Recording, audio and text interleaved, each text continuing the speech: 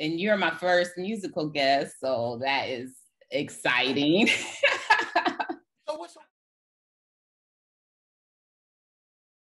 Hey, it's TK, and thank you so much for tuning in. You are watching Black Equity Talk, where we discuss topics and issues related to improving the health and the wealth of the Black community. And today, I'm so excited to have my first musical guest. You're going to enjoy this show. I promise you, we are going to get into some good old spiritual and soul conversation. Please give it up for singer, songwriter, musician, producer, and fusion artist, Big Torrin. Seriously, I listened to your songs, your EP, and I was like, wow. it was just, it put me in a better mood, seriously. Like, I was like, yes, I love, and my favorite was, what is it called? Makes Me Move. Yeah. Yes. And I was just like, I had that on repeat. I was like, that's one of those songs where you can go and like clean up and you can, start your day, or, when you're in a shower, you like, or working out, whatever you're doing, just kind of like get your energy up. And I just love that. Ooh. That's awesome. It's doing exactly what I intended for it to do. That was that album Makes Me Move, and the one that's the self-titled track of the whole EP. So that's the name of my EP, Makes Me Move. Then that song, that was like the foundation of that whole EP, is because the original name of that song, Makes Me Move, I named my beats. It's the beats I make first. Then I go over top of it and make like the songs and the edit and stuff. But the name of that one is called Funk and the Dance Pulse. And the funk the funk makes you just bob and jam and stuff like that. And the dance pulse, I like house music. I like music that I like healing music, and dancing is a form of healing, whether you moving from your stomach, your whatever, it makes you move, and it's your bloodstream supposed to flow. So the base, a foundation of that album was to be able to make people heal as they listen. And so and it's some catchy type lyrics in there. It's just something about this groove. Yeah. Right. Thank you so much. Thank you. Thank you. And when I heard your music, fusion music, I didn't know what to expect. But when I heard gospel and R&B, I'm thinking like Ray Charles or Kirk Franklin type music. So I was excited, or even Clark Sisters, like they kind of mix those sounds together. So I was really, really pleasantly surprised and thoroughly enjoyed it. So what is fusion music and what does that mean for you? Well, fusion music is, I'm a pianist, so I can range from, well, I'm self-taught, so I learned how to play by feeling.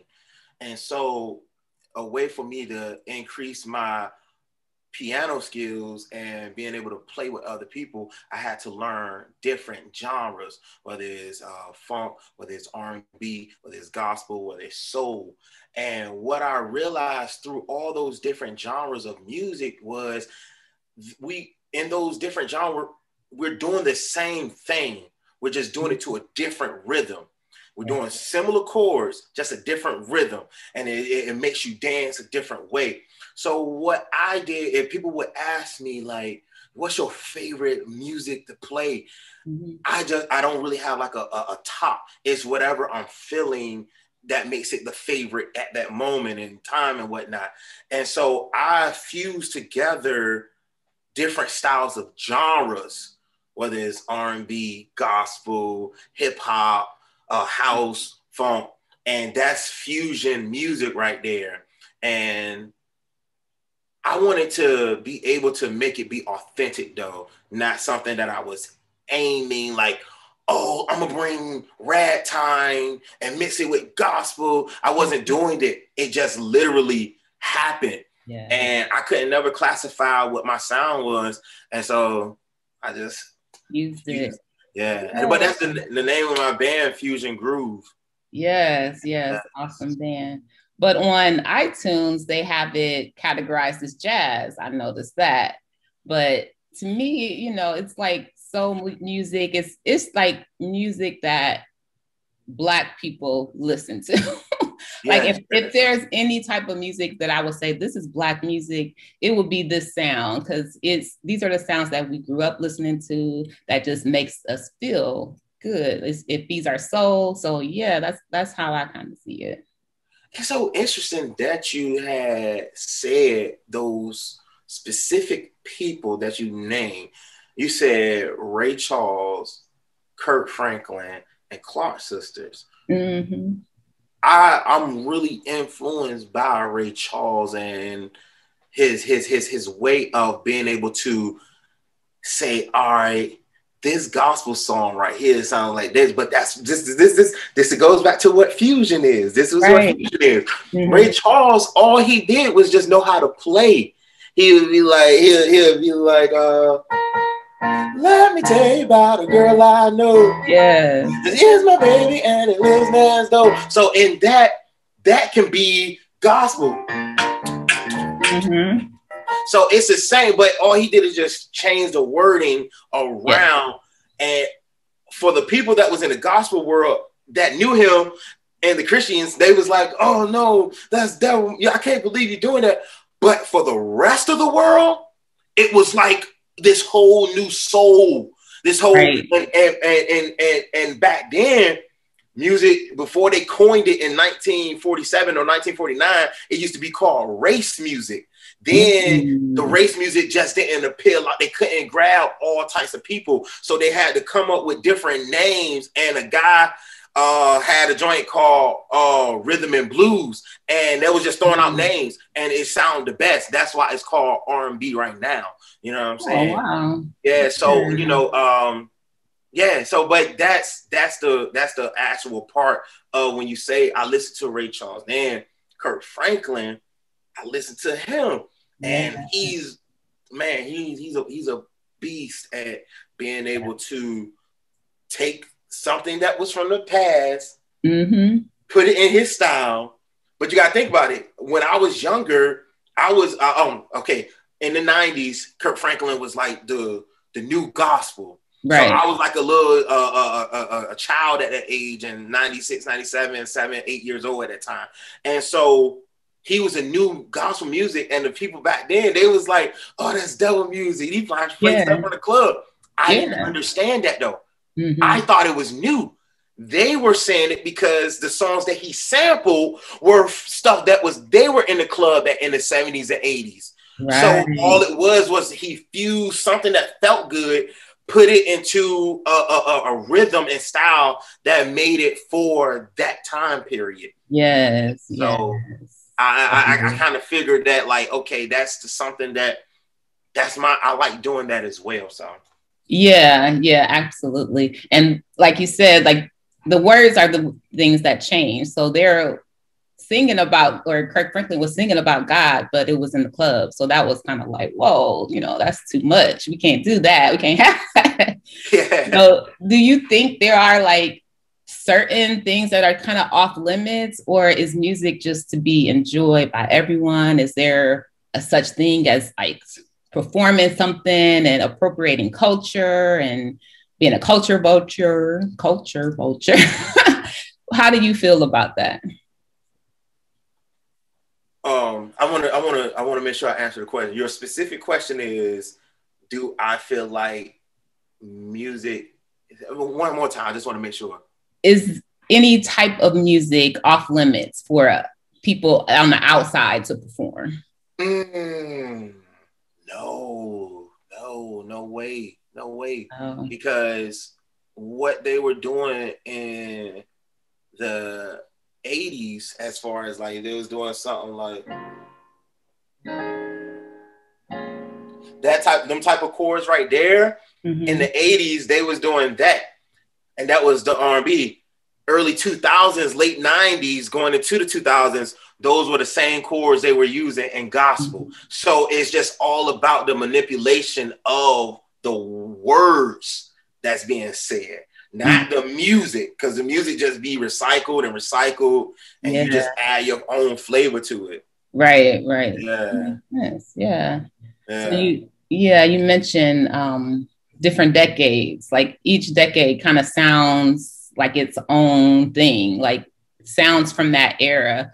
Are there like, do you think people resonate with a particular sound, or is that sound just created each decade and it changes, if that makes sense? Like in popular music, if people are gravitating to certain sounds that kind of define that era, or, is it the opposite way? Well,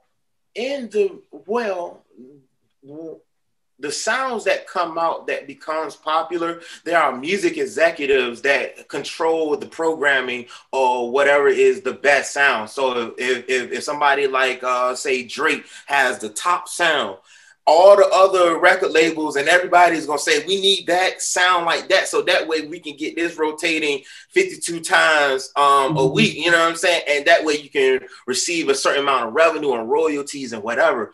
But I definitely feel like it boils down to your upbringing and how you receive it, because some people receive words, some people receive the music by itself. So I think it all goes by like what you feel. Because you ever have somebody be like really young and they'll listen to a lot of old school stuff. You're like, yeah, what you doing listening to that? You little youngster. And so I can't really dictate how that resonant sound goes to everybody, but it is a programming though, on top of the mainstream.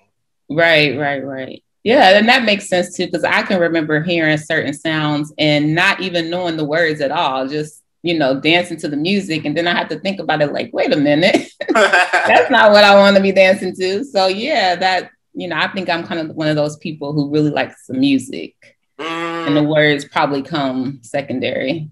So you're the type that will, you feel like you can listen to an instrumental album and just have it playing in the background and stuff? I can, yes. For a period of time, I was really into like Beethoven.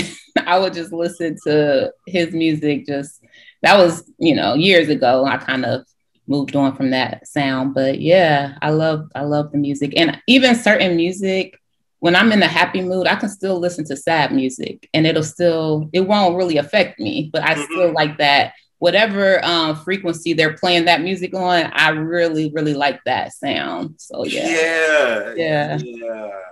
It's literally the frequencies, and that's why I say like the music itself. So if I'm doing something like,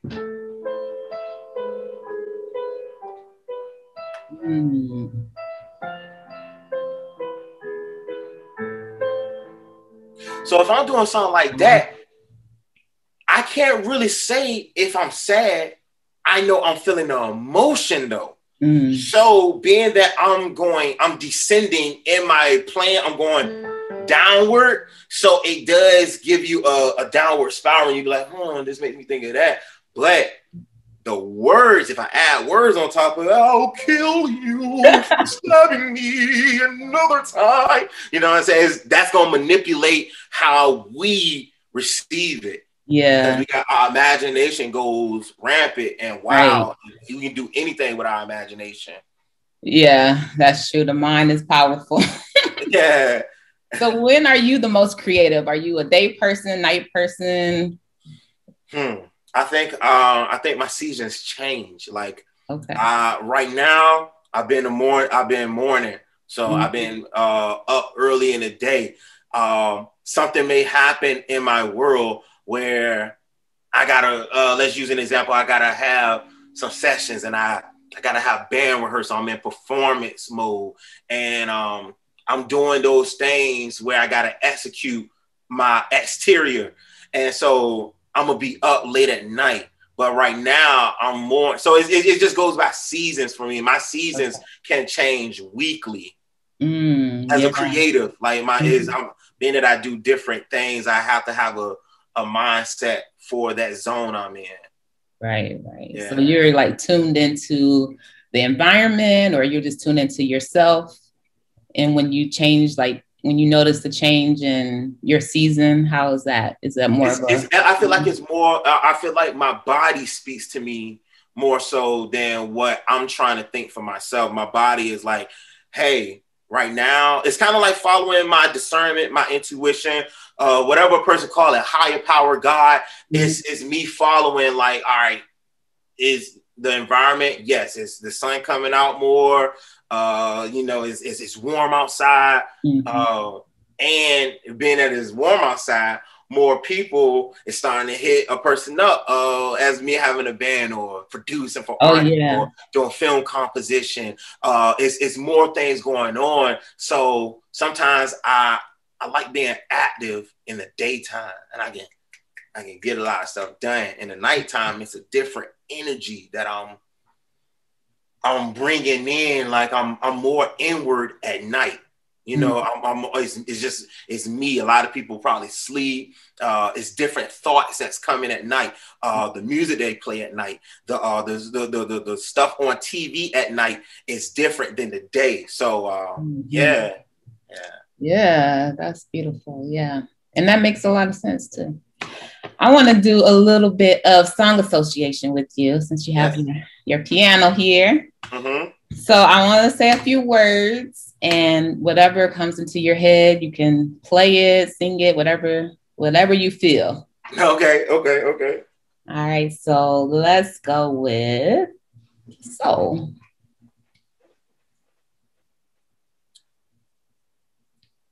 I got soul. That's why I came to teach those who can't say my name. First of all, on the soloist, the soul controller. Rakim gets stronger as I get older. Constant elevation causes expansion. I rap around while I'm cool in my mansion. All right. Am I doing it right? Yeah, whatever comes to you. Whatever download comes. Yeah. Whatever stream of consciousness. Yeah. Was that a freestyle, or what was that? It was a song by Rakim. Okay. I didn't remember that one. Okay. It was called I Know You Got Soul. Okay. Yes, that's it. And that's one of the things that when you say it's soul, you gotta have it. It's a feeling to me. Soul. Yeah. Definitely. All right. So let's go with away.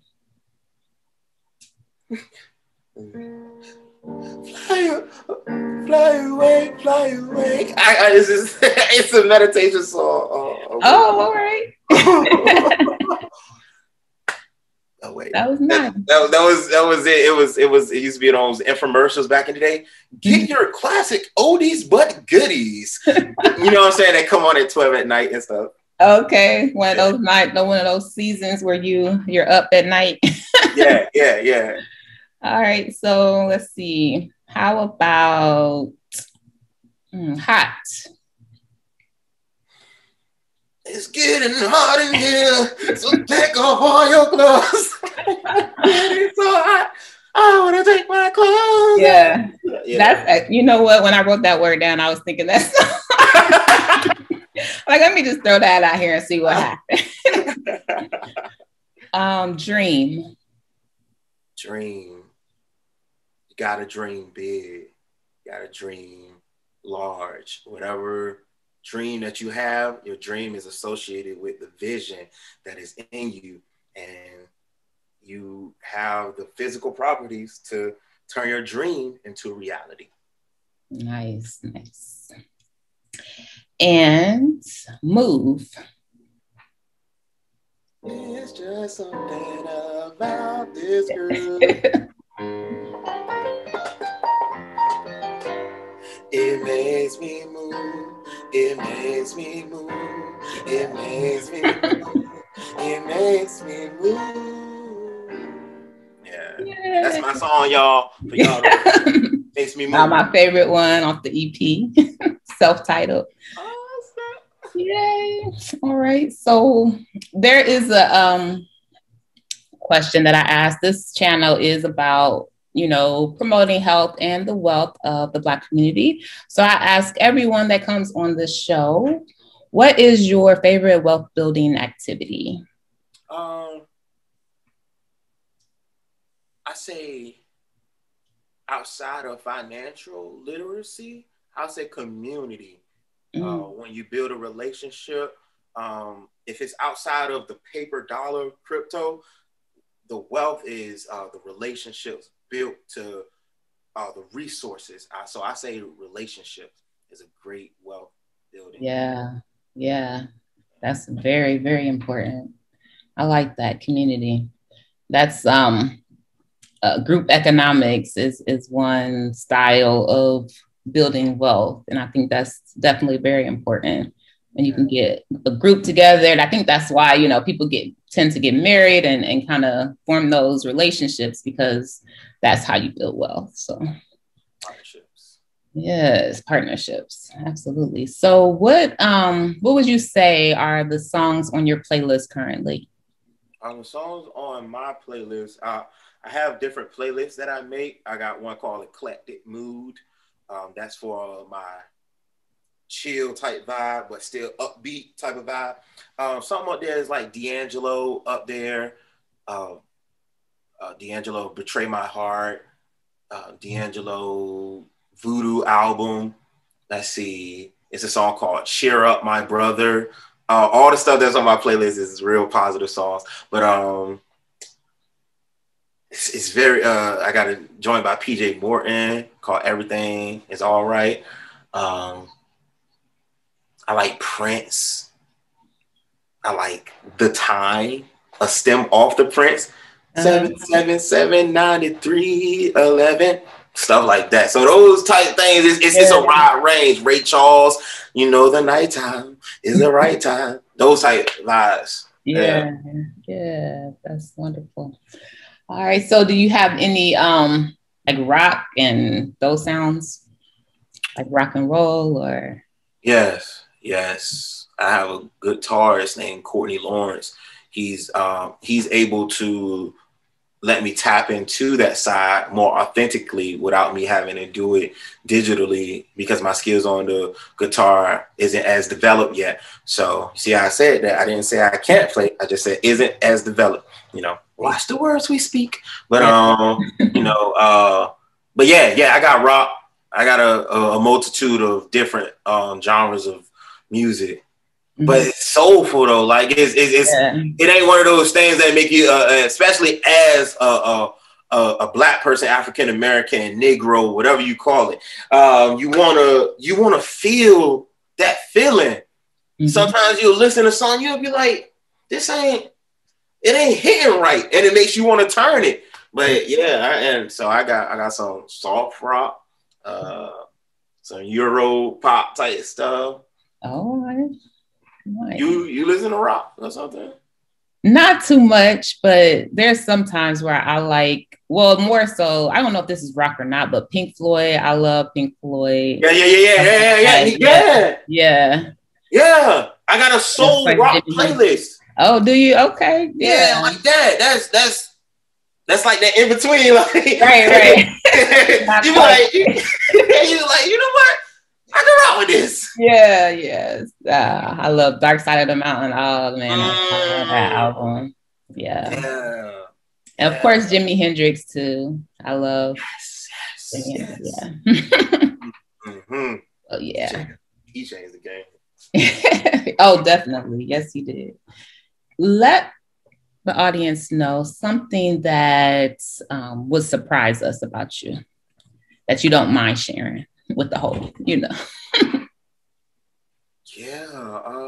So this what y'all are getting, y'all seeing me as this, and this is an enhanced version of myself, of living grateful, joyful, and like making sure my mind and self is at peace and balance. And 2 years ago, I was hospitalized, and I had a little cold or something, and I was at my parents' crib because I was under the weather, and I was there, and this is how the universe works. I was at their crib and I was sitting there, and they don't normally be in that room I'm normally in. And for that some reason that night they was there. I'm sitting there. My mom's coming bring some tea and some food. I drink the tea, and when I drink the tea, I just started having this huge cough attack, and I started coughing up phlegm and mucus. And it was so much that my dad had to say, go get a bucket. So they was like, we're going to take you to urgent care. And I was like, nah, I'm cool. So I drank some water, and it happened all over again, but worse. And I got weaker and weaker and weaker. And so I said, Dad, call the ambulance. My voice was really faint, like life kind of started like.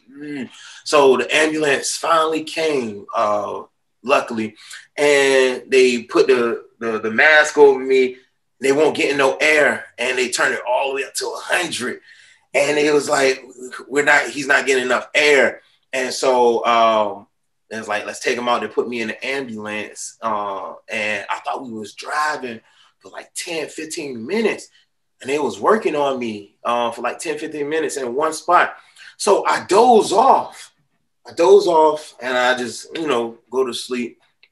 And, then I wake up from that existence that I was in, and I was in a hospital bed.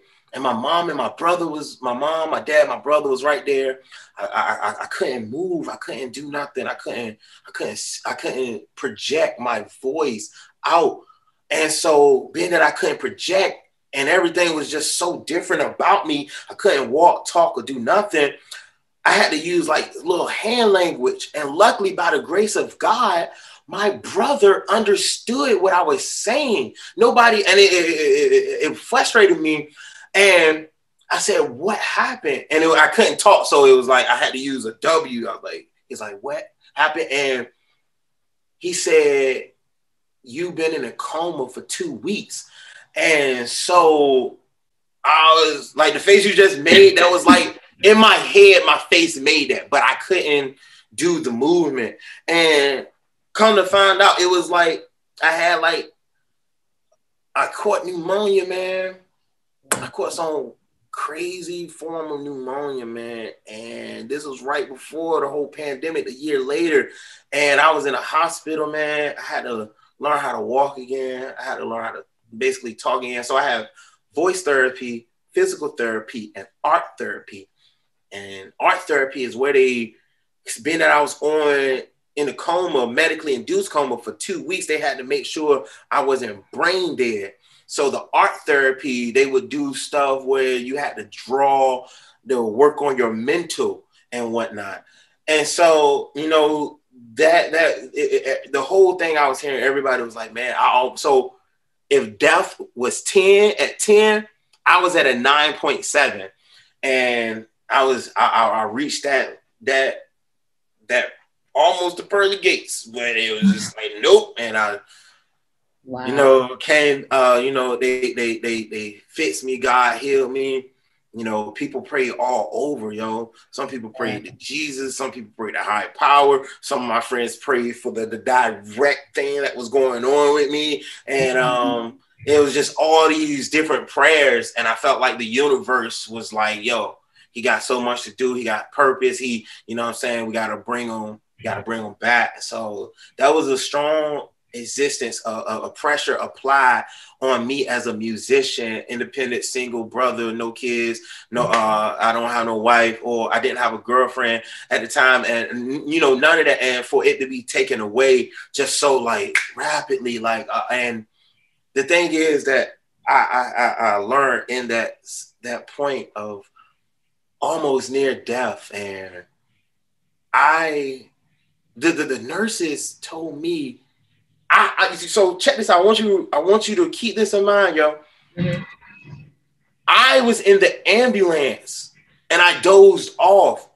So in my head, it was only like a day that I woke up. So I'm thinking like, when am I getting out of here? I'm used to, I want to go back to my regular life. And I didn't know the severity. They had to put lungs, like stick the joints in here. My lungs was filled all the way up 95%.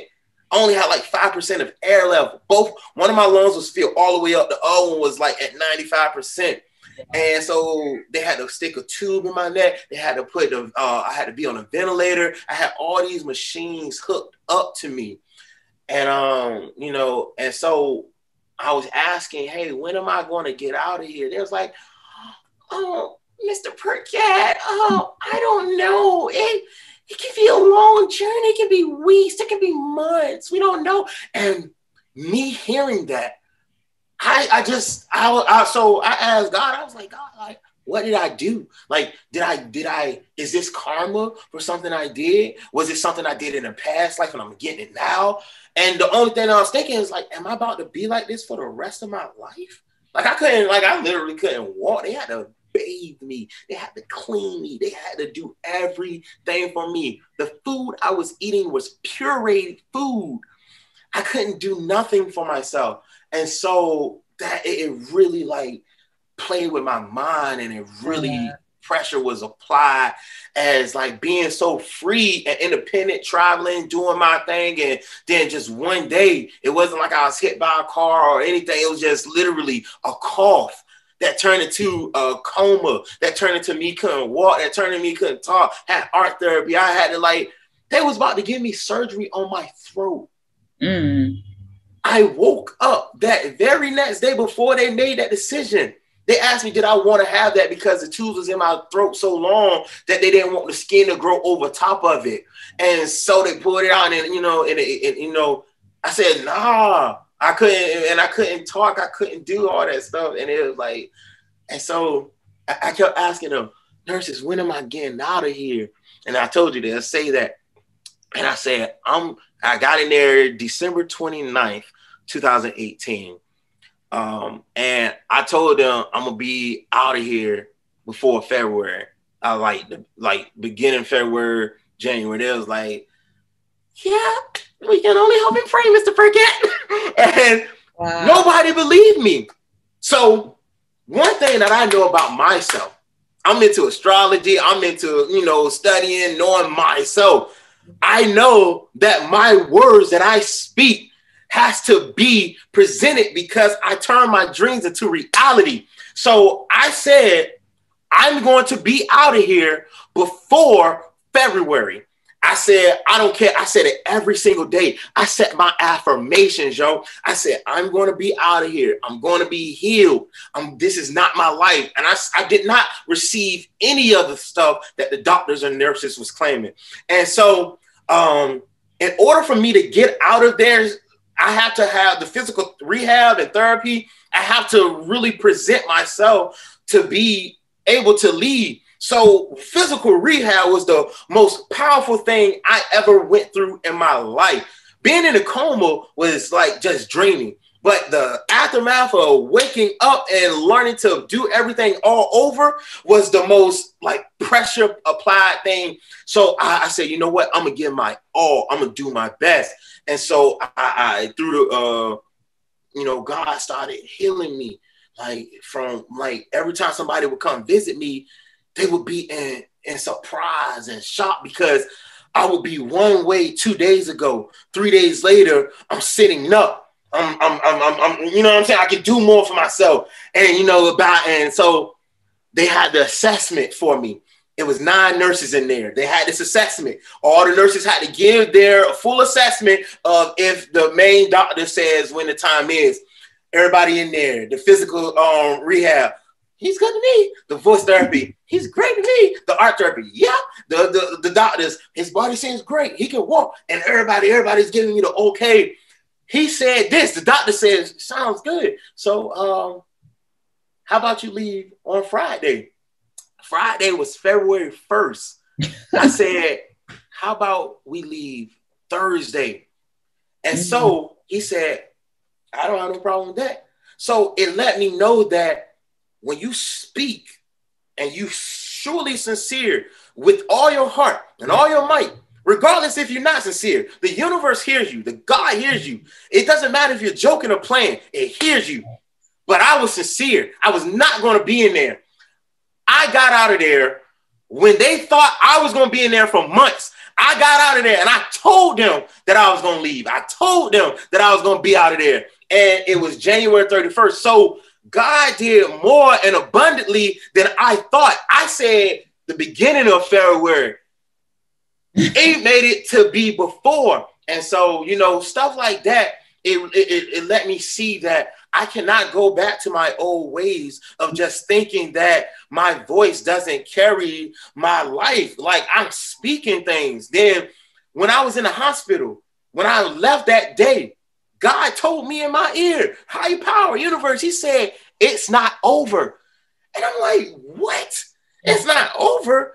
I'm not trying to go to anything else. So while I was in the hospital, I was on dialysis. And you know what dialysis is? Yeah. For the ones who don't know what dialysis is when they hook you up, your kidneys is not functioning to the 100% there where it is, and it's kind of failing. Being that I was medically induced, I was a guinea pig experiment. They was putting all these medicines in me.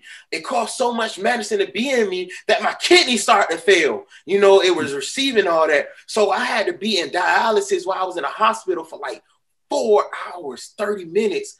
And just they would put this tube in you. I had a catheter right here. They would have, it was 2 tubes, one going in and one pulling out. One pulling in like oxygen and, you know, cleaning the blood. Then the other one pulling out the blood. So you getting, you feeling weak. You feeling thin. You feeling shivery. What's going on? I don't know why I feel like that. That's what you're going through. That's your feeling. And so when I got out of the hospital, I thought I was over with. I was like, bet, I'm done. I ain't got to do this. They said, all right, Mr. Perkett, this is what you have to do. This is the center that you're going to go to for dialysis. I'm like, what is dialysis? Mm-hmm. I thought what they were doing was just for that. So it made me real sad again. It made me, because dialysis is a 3-thing process a week. So I had to do it Monday, Wednesday, Friday, 3:30 to 6:30. And, you know, that was, as I'm a musician, I'm an artist, I'm a performer, a producer. That really made me low in my mindset. And I said, you know what? I said, I got affirmations. I got my words that I'm going to speak. I said, I made it out in January and before February. I was like, well, time to get back to work. So I started speaking my affirmations. And for some reason, the nurses at the hospital treated me like a king. The people at Davina, which is dialysis center, treated me like a king. And, you know, when I was there, I had the catheter right here in my chest. Everybody in dialysis has it in their arm. Right. So every day I was just drinking water. I was like, yo, I spoke. I was like, I would not be on dialysis. This is not my life. I set my certain things every day, maybe twice, 3 times a day, because I was not having that. So they said, Mr. Perkett, we're going to have to transition your catheter to your arm. I was like, you know, that ain't going to happen, Miss Ma'am. She was like, well, you know, okay, you know, it normally happens. I was like, nah, it's just, I'm not coming back. So one day they called my mother's phone for some reason. They said, hey, Miss Perkett. She's like, yeah. She was kind of sounding a little nervous. She's like, yeah. And she was like, all I heard was in the background. She's like, okay, all right. And she said that I was off dialysis. I made it through. No more shall I be on dialysis. No more shall I live this. And so that's something that changed my whole existence. I know I wanted to give details, and it was pretty long drawn out, but I wanted to give details so people can hear this, for people who may be going through this or have a family member or something that's going through this. Everything is not going to last. My season was long but short. It felt so long, but God, I spoke it. I said, you know what? I'm not having this. So I'm connected to God. I spoke these things. And I say to anybody out there, if you're going through something that's very trying to you and you feel like you might not see a way out, the best thing you can do is to really write it out, speak it, every day until you start seeing changes. And don't stop. Don't doubt it. Like, the doubt is an energy. Doubt is an energy. Fear is an energy. Confidence is an energy. Joy is an energy. Put those energies into speaking better in your life. Because one thing that kept me even stronger, because I was like, dang, man, I literally went through that. I was the guy that you see in the movies, family praying, crying, like the doctor's telling them he might not make it. You might got to prepare for a funeral. And I know that's very devastating for people that has children. And, you know, those things were said, but, you know, I made it through.